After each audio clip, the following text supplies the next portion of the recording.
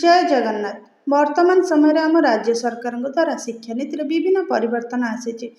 आमर जो जातीय शिक्षा नीति 2020 रही सहित वर्तमान समय राज्य शिक्षा नीति 2025 अनुसार पिला मानक विद्यालय रे केवल खाली बहिर पाठ नुहे ता सहित विभिन्न अनुभूति विभिन्न धंदामूलक शिक्षा विभिन्न ज्ञान विभिन्न संस्कृति परंपरा मध्य शिक्षा दिजावर नियम जारी करा जायछि। पिला मानकु निजर परिवेश और वास्तविक जीवन सहित परिचित कराइबा मध्य शिक्षार गोटे लक्ष्य।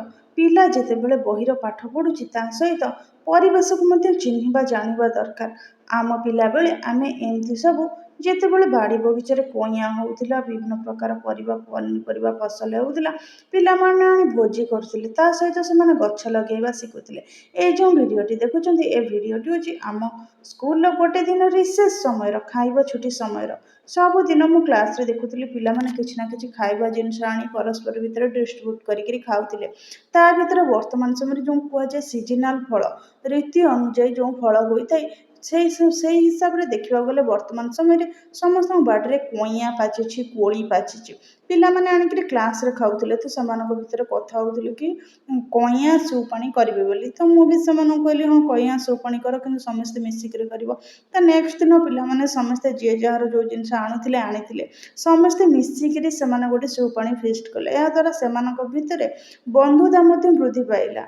ଆଉ ତା ସହିତ ସେମାନେ ଆମର ସଂସ୍କୃତି ପରିବେଶ ପିଲା ବେଳର ଯେଉଁ ଗୋଟେ ଖୁସି ଥାଏ ତା ସହିତ ଆମର ଖାଦ୍ୟ ପରିବେଶ ଆମକୁ କିଭଳି ଭାବରେ ସହଯୋଗ କରୁଛି ତା ଉପରେ ପିଲାମାନେ ଅବଗତ ହୋଇପାରିଲେ। ଦେଖନ୍ତୁ ପିଲାମାନେ କେତେ ଖୁସିରେ ସବୁ ଜିନିଷ ଆଣିଛନ୍ତି। ଏ ଜିନିଷ କେବଳ ଜଣେ ଆଣିନାହିଁ ସମସ୍ତେ ଅଳ୍ପ ଅଳ୍ପ ଆଣିକିରି କିଛି କିଛି ଜିନିଷ ଆଣିଛନ୍ତି।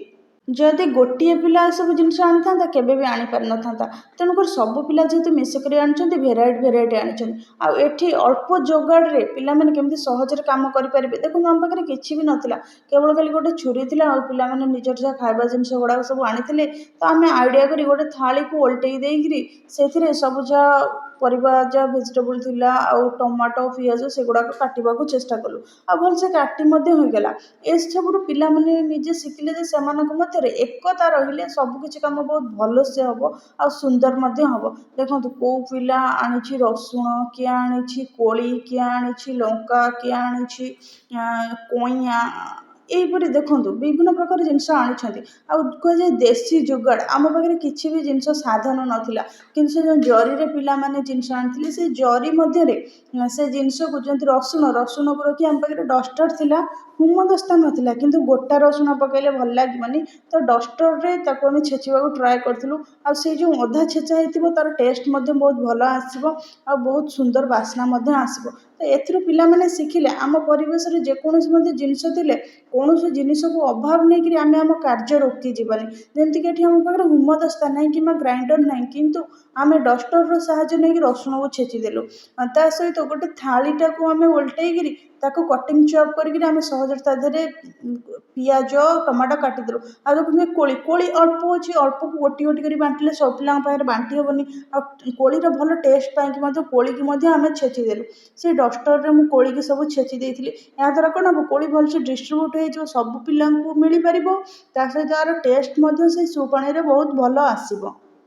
ଆଉ ଏଇ ଯେଉଁ କୋଳିଟା ଛେଚା ହେଉଛି ଯାହାଦ୍ୱାରା ଏ ଡଷ୍ଟର କିମ୍ବା କୌଣସି ଟେବୁଲ କିଛି ନଷ୍ଟ ହେବନି କିନ୍ତୁ ସହଜରେ ଆମ କାମଟା ହେଇପାରିଲା। ଆଉ ଜରିକୁ ମଧ୍ୟ ଆମେ ବ୍ୟବହାର କରିକିରି ଗୋଟେ ଖୋଳ ପରିକା ବ୍ୟବହାର କରିକିରି ଏସବୁ ଜିନିଷ ଆମେ ପ୍ରିପେୟାର କରିପାରିଲୁ।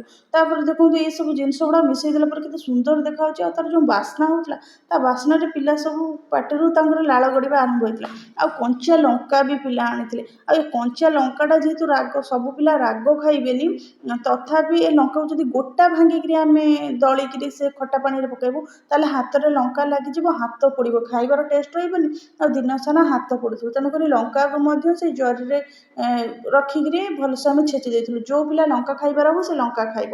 ତ ସବୁ ଜିନିଷକୁ ମିଶାଇକି ତାପରେ ପିଲାମାନେ ନିଜେ ତେନ୍ତୁଳି ଛଡ଼େଇଥିଲେ। ତ ସେ ଯେଉଁ ତେନ୍ତୁଳି ପାଚିଲା କଇଁଆଟା ଯେତେବେଳେ ଗଛ ପାଚିଥିବ ତାର ଟେଷ୍ଟଟା ଟିକେ ଅଲଗା ପ୍ରକାର ଥାଏ। ଛୋଟବେଳେ ଯେଉଁମାନେ ଖାଇଛନ୍ତି ସେମାନେ ଜାଣିଛନ୍ତି ତାର ଟେଷ୍ଟଟା ବହୁତ ବଢ଼ିଆ। ତା ସହିତ ପିଲାମାନେ ଆଣିଥିଲେ ହାଜମୋଲା ଯାହା ପାଖରେ ଥିଲା କିମ୍ବା ଜଲଜିରା ଥିଲା ଏସବୁ ଆଣିବାକୁ ତ କୁହାଯାଇନଥିଲା କିନ୍ତୁ ସେମାନଙ୍କ ପାଖରେ କିଛି କିଛି ଖାଇବା ଜିନିଷ ଥାଏ ପ୍ରତିଦିନ ସେମାନେ କିଛି ଆଣିଥାନ୍ତି ତ ସେମାନଙ୍କ ପାଖରେ ଥିଲା ସେମାନେ ଦେଲେ ତାକୁ ମଧ୍ୟ ଗୁଣ୍ଡ କରିକିରି ଆମେ ପକାଇଦେଲୁ। ଜଲଜିରା ତ ଗୁଣ୍ଡ ଥିଲା କିନ୍ତୁ ହାଜମୋଲାଟାକୁ ଛେଚିକିରି ବି ଗୁଣ୍ଡ ପକେଇଥିଲୁ। ଆଉ ହାଜମୋଲାଟା ଟିକେ ମିଠା ଟେଷ୍ଟ ଆସିବ। ଦେଖନ୍ତୁ ଏ ଯେଉଁ ଖାଇବାଟା ହେଇଛି କେତେ ସୁନ୍ଦର ହେଇଛି, ଭଲ ଦେଖାଯାଉଛି। ଆଉ ଆକୁ ଦେଖିକିରି ପାଟିରୁ ମଧ୍ୟ ଲାଳ ଗଡ଼ୁଛି। ପିଲା ତ ସବୁ ସୁସା ହେଉଥିଲେ, ଅଧେ ପିଲାଙ୍କ ପାଟିରୁ ଲାଳ ଆସିଯାଉଥିଲା, ମ୍ୟାମ୍ ଜଲ୍ଦି ସାରନ୍ତୁ ଖାଇବା। କିନ୍ତୁ କିଛି ଗୋଟେ ଭଲ ଜିନିଷ ବନେଇବାକୁ ହେଲେ ସମୟ ତ ଲାଗିବ ନା ନାହିଁ। ତ ପିଲାମାନେ ସମସ୍ତେ ସହଯୋଗ କରିଥିଲେ। ତା ସହିତ ଆମେ ଖାଇବା ଛୁଟିରେ ଏଇ ଡିଶ୍ଟା ପ୍ରିପେୟାର କରିଥିଲୁ। ଆଉ ଦେଖନ୍ତୁ ପିଲାଙ୍କର ଆଇଡ଼ିଆକୁ, ମାନେ ହାଜମୋଲା ଡବାରେ ସୋରିଷ ତେଲ ବି ଆଣିଛନ୍ତି। ମାନିବାକୁ ପଡ଼ିବ ପିଲାମାନଙ୍କୁ। ତ ୟା ଦ୍ୱାରା ଦେଖନ୍ତୁ ପିଲାମାନଙ୍କର କେତେ ଆଇଡ଼ିଆ ଅଛି। ଆଉ ଗୋଟେ ପିଲା ଲଙ୍କା ଜିରା ଗୁଣ୍ଡ ଆଣିଥିଲା, ସେ ତାର ଘରୁ ଆଣିଥିଲା। ଲଙ୍କା ଜିରା ଗୁଣ୍ଡ ଆମେ ଅଳ୍ପ ପକେଇଥିଲୁ, କାହିଁକିନା ସବୁ ପିଲା ଅଧିକା ଲଙ୍କା ଖାଇବେନି। ଆଉ ବିଟ୍ ଲୁଣ ବି ପିଲା ଆଣିଛନ୍ତି। ଦେଖନ୍ତୁ ପିଲାମାନେ ଏକତା ହେଲେ କେତେ ସବୁ ଜିନିଷ ଆଣୁଛନ୍ତି। ଆଉ ସେଥିରେ ପାଣି ପକେଇକିରି ତାକୁ ଆମେ ବହୁତ ଭଲସେ ଚକଡ଼ି ଦେଇଥିଲୁ। ଆଉ କିଛି ପିଲା କହୁଥିଲେ ମ୍ୟାମ୍ ଆଉ ଟିକେ ଲଙ୍କା ପକାନ୍ତୁ, ଆଉ ଟିକେ ଲଙ୍କା ପକାନ୍ତୁ। କିନ୍ତୁ ନାହିଁ, ଆମେ ଅଧିକା ଲଙ୍କା ପକେଇ ନଥିଲୁ। ଯାହାକୁ ଲଙ୍କା ଖାଇବାର ହେବ ସେ ଲଙ୍କା ନେଇକିରି ପକେଇକିରି ଲଙ୍କା ଗୁଣ୍ଡ ଖାଇବ, କିନ୍ତୁ ଯେମିତି ସମସ୍ତେ ଖାଇପାରିବେ। ଆଉ ଏ ଯେଉଁ ଚକଡ଼ାଟା ହେଇଛି ଏଥିରେ ଅଧିକ ରାଗ ନାହିଁ କିମ୍ବା ଅଧିକ ଲୁଣ ନାହିଁ, ଟିକେ ମିଠା ମଧ୍ୟ ଆସୁଥିଲା। ଯେମିତିକି ଏଥିରେ ଆମେ ହାଜମୋଲା ପକେଇଥିଲୁ। ଆଉ ଏଇ ଖଟା ଖଟା କୋଳି, ରସୁଣ ଆଉ କଞ୍ଚା ଲଙ୍କା ଅଳ୍ପ ପକେଇଥିଲା, ଲୁଣ, ଜିରା ଗୁଣ୍ଡ, ଲଙ୍କା ଗୁଣ୍ଡ, ହାଜମୋଲା, ଜଲଜିରା ପକେଇଥିଲୁ। ଦେଖନ୍ତୁ ପିଲାମାନଙ୍କ ଭିତରେ କେତେ ଇଣ୍ଟରେଷ୍ଟ ଆସିଲାଣି। ତାପରେ ଯେଉଁ ୱେଷ୍ଟେଜ୍ ଗୁଡ଼ାକ ବାହାରିଥିଲା ତାକୁ ଠିକ୍ ଜାଗାରେ ଡଷ୍ଟବିନ୍ରେ ବି ନେଇକି ଆମେ ପକେଇ ଦେଇଥିଲୁ। ତାପରେ ପିଲାମାନଙ୍କର ଯେଉଁ ଥାଳି ଥିଲା, ଖାଇବା ଥାଳି ଥାଏ, ସେଇ ଥାଳି ଆଣିଥିଲୁ। ଗୋଟେ ଥାଳିରେ ପିଲାମାନଙ୍କୁ ଖାଇ ନଥିଲେ ସମସ୍ତେ, ସବୁ ଥାଳିରେ ଅଲଗା ଅଲଗା କରିକି ବାଢ଼ି ଦେଇଥିଲୁ। କାହିଁକିନା କିଏ ଲଙ୍କା ଖାଇବ କିଏ ଲଙ୍କା ଖାଇବନି, ପିଲାମାନେ ପୁରା ଖୁସି, ବହୁତ ଖୁସି ହେଇଯାଇଥିଲେ। ତ ସବୁ ଥାଳିରେ ଅଲଗା ଅଲଗା କରିଦେଇଥିଲୁ। ଫାର୍ଷ୍ଟ ଗୋଟେ ଥାଳି ଆମେ ସବୁ ଟିଚର୍ ଷ୍ଟାଫ୍ମାନଙ୍କ ପାଇଁ ଆମେ ଦେଇଥିଲୁ। ତ ତାପରେ ସବୁ ପିଲାମାନଙ୍କ ପାଇଁ ଅଲଗା ଅଲଗା ଥାଳିରେ ବାଢ଼ି ଦେଇଥିଲୁ। ପିଲାମାନେ କହୁଥିଲେ ଲଙ୍କା ପକାଅ ମ୍ୟାମ୍, ଲଙ୍କା ପକାଅ, କିନ୍ତୁ ନାହିଁ, ସବୁଥିରେ ଲଙ୍କା ପଡ଼ିନଥିଲା। ଯିଏ ଲଙ୍କା ଖାଇବ କହିଥିଲେ, ଯେଉଁ ପିଲା, ଯେଉଁ 2-3 ଜଣ, ଯେଉଁ ସେମାନେ ଗୋଟେ ଥାଳିରେ ଖାଇବେ ନା, ତାଙ୍କୁ ଯେ ଥାଳି କମ୍ ଥିଲା, ତେଣୁକରି ଆମେ ଗୋଟେ ଗୋଟେ ଥାଳିରେ 2 ଜଣ ଲେଖା ପିଲାଙ୍କୁ ଦେଇଥିଲୁ, 2-3 ଜଣଙ୍କୁ। କିନ୍ତୁ ଗୋଟେ ପିଲାକୁ ଗୋଟେ ଥାଳିରେ ଦେବା କଥା। କିନ୍ତୁ ପିଲାମାନେ, ସେମାନଙ୍କ ଭିତରେ ଗୋଟେ ଏକତା ଅଛି, ସେମାନେ ଖୁସିରେ କହିଥିଲେ ଆମେ ଗୋଟେ ଥାଳିରେ ଖାଇବୁ।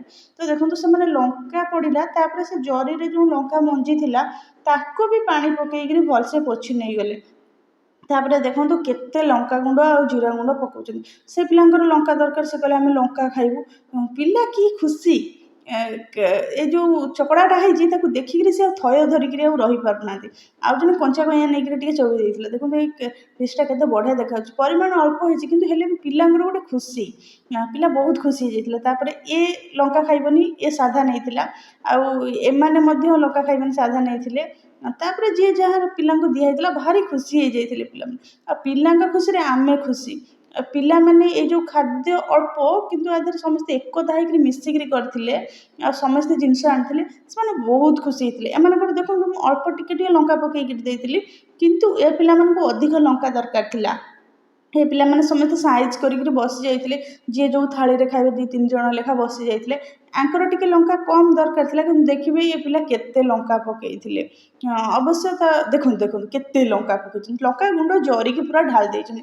ଢାଳି ଦେଇକିରି ଆଣି ମୋତେ ଦେଖୁଛନ୍ତି, ମ୍ୟାମ୍ ଦେଖନ୍ତୁ କେତେ ଲଙ୍କା ପଡ଼ିଛି। ଏ ଲଙ୍କା ପକେଇ ଚାଟି ସାରିଲେଣି।